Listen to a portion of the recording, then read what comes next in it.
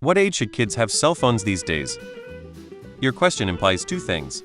1. When should a child be given a phone? 2. When should it be acceptable to be used for reasons other than emergency contacts?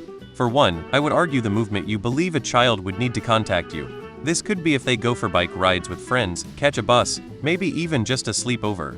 If you believe the child needs to be able to contact you, they should have a way to do so. For 2, I would argue when they demonstrate they are mature enough. You do not need to provide them with a smartphone. I would even argue against it if they are riding bikes, as it's likely to break in a crash. Instead, get a plan that is just minutes or text and get them a old-style brick phone. It's an emergency device, not an entertainment tool. Whenever they need them. Once they start doing things outside the house without direct parent supervision, in my opinion. After school activities or sports or such.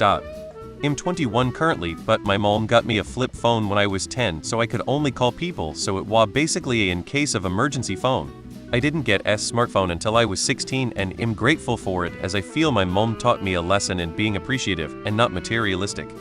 My 11-year-old just got his first phone. He's becoming more independent and is oftentimes out riding his bike around the neighborhood. We got tired of not being able to find him. We do screen time limits though, so he's not glued to the screen. Age depends on kid. I've known 18-year-olds who can't handle a cell phone, and a 13-year-old who probably could. Use in school, lunchtime only. That's free time, and everything else belongs to the teachers and their education. As someone who grew up without computer cell phone access until high school, don't hinder your child by being overprotective. I was so behind in high school and college because it took me forever to learn how to use a computer. As for cell phones, it's not just a convenience these days, but almost a necessity. I'd give them one in middle school, just use parental locks and limit screen time. People saying 17 are either boomers or crazy. Flip phone until high school, then smartphone. It all depends on the family.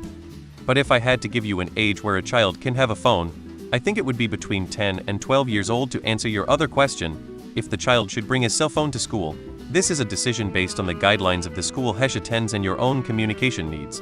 There are probably schools that will not allow him to bring it. If the policy is yours, you should be clear on how to be responsible. I'd probably save getting a smartphone until they are in secondary school.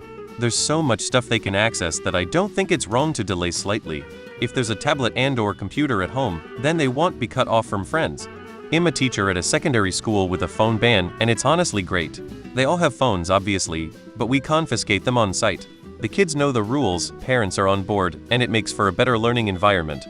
I had one at 11, never fucking do that. The shit you see, are exposed to, and get involved in is fucking horrifying for a child. Also, when you're a bit younger, you obviously don't have a full understanding of your actions, so you might say something dumb, like a few slurs here and there, and it can come back to sodomize you like a rod of rebar with rocks glued to it. I've told myself that I'll give my son-daughter a phone after they graduate elementary school. I always try to set a good example around kids. I order food in person. Need to know what to wear. I step outside. I never get on my phone around them. Most of the time, I leave it in the other room or in a bag. Electronics take away some important life lessons, experiences kids need to learn. Manners, common sense, and self-reliance. For example, IMO, they don't need electronics in their formative years.